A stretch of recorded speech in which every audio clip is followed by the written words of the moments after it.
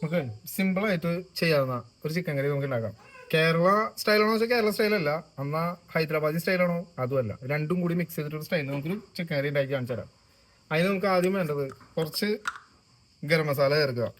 അത് നമ്മൾ മൂപ്പിക്കണമെന്നില്ല, നമ്മൾ ഡയറക്റ്റ് നമ്മൾ പാത്രത്തിലേക്ക് ഇടുന്നു. അതിനൊപ്പം തന്നെ കുറച്ച് എന്താ പറയുക, നമ്മളെ മല്ലിപ്പൊടി, മലയാളത്തിൽ പറഞ്ഞാൽ മല്ലിപ്പൊടി അല്ലെങ്കിൽ കൊറിയാണ്ടർ എന്നൊക്കെ നമുക്ക് വേണമെങ്കിൽ ഇംഗ്ലീഷിൽ പറയാം. എന്നാലും നമ്മൾ അത് അത് കുറച്ച് ചേർക്കണം. അത് കൂടാണ്ട് നമ്മുടെ മഞ്ഞൾപ്പൊടി അത് കുറച്ച് ചേർക്കുക. അത് കൂടാണ്ട് നമുക്ക് പിന്നെ വേണ്ടത് കുറച്ച് മുളക് പൊടി. കാരണം ഇവിടെ ആർക്കും എരിവ് അധികം താല്പര്യമില്ല, അതുകൊണ്ട് ഞാൻ കുറച്ച് മുളക് പൊടി ചേർക്കുള്ളൂ. ആവശ്യക്കാർക്ക് എങ്ങനെയാണെന്ന് വെച്ചാൽ അവരവരുടെ താല്പര്യത്തിനനുസരിച്ച് മുളക് പൊടി ചേർക്കുക. പിന്നെ നമുക്ക് എനിക്ക് വേണ്ടത് കുറച്ച് നമ്മുടെ കുറച്ച് ഗ്രാമ്പു ഇടുക. അതൊന്നും നമ്മളിപ്പോ ഒന്നും ചെയ്യുന്നില്ല, നേരെ പച്ചക്കാണ് ഇടുന്നത്. ഇത് കറുവപ്പട്ട, അതുപോലെ നമ്മുടെ എന്താ വേണ്ടത്, ഏലക്കായ, അതാണ് കാടമം. ആദ്യം ഞാൻ പറഞ്ഞത് തെറ്റിപ്പോയതാണ്, കാടമം. ഇത് ചേർക്കുക.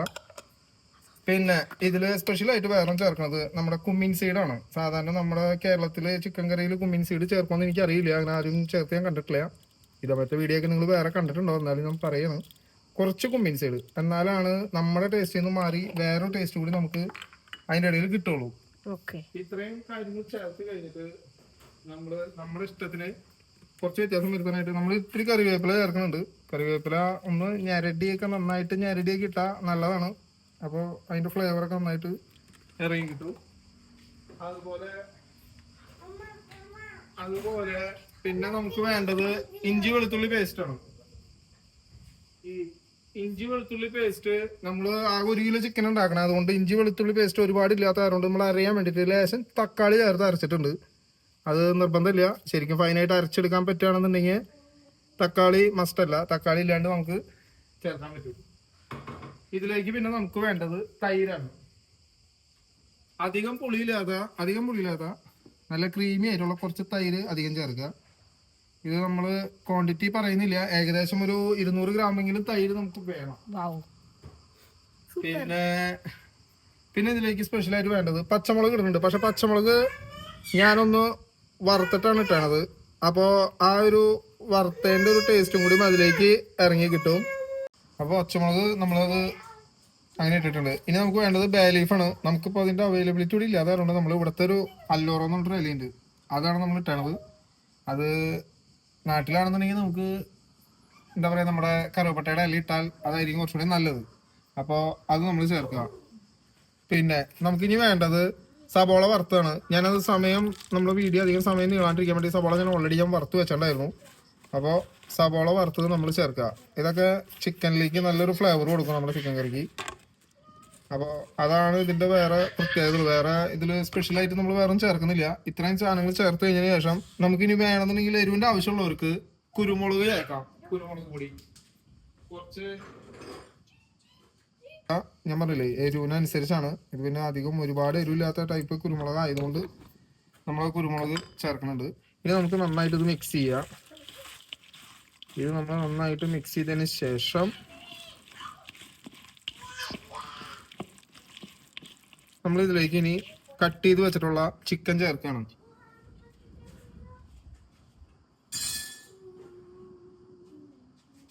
നമ്മൾ ഏകദേശം 200 ആ റേഞ്ചിലുള്ള ചിക്കനെ നമ്മളതിൽ എടുത്തിട്ടുള്ളൂ. അതുകൊണ്ടാണ് മസാലയൊക്കെ നമ്മൾ കുറവ്. അപ്പോൾ നമ്മൾ ചിക്കൻ ചേർത്ത് കൊടുക്കണം. അതിന് ശേഷം നന്നായിട്ട് മിക്സ് ചെയ്യുക. ചിക്കൻ ചേർത്ത് നന്നായിട്ട് മിക്സ് ചെയ്ത് വയ്ക്കുക.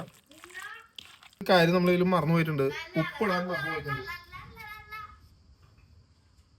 നമ്മൾ ആവശ്യത്തിന് ഉപ്പ് ചേർക്കുക. ഉപ്പ് കുറവുണ്ടെങ്കിൽ നമുക്ക് ബാക്കി ചേർക്കാനുള്ള സമയമുണ്ട്, എന്നാലും നമ്മൾ ഇപ്പോൾ ചേർത്ത് കഴിഞ്ഞാൽ അത് നല്ലതാണ്.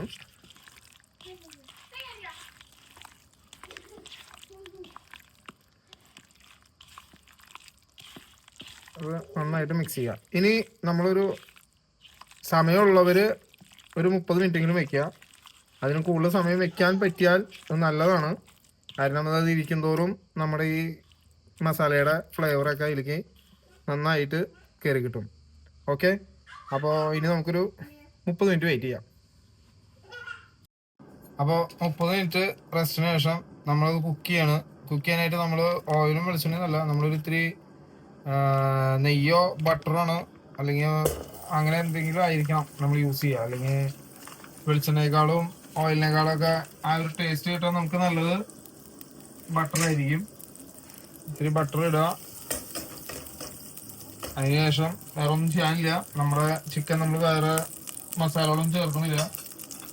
നമ്മൾ നേരെ ചിക്കൻ അതിലേക്ക് ഇടുകയാണ്.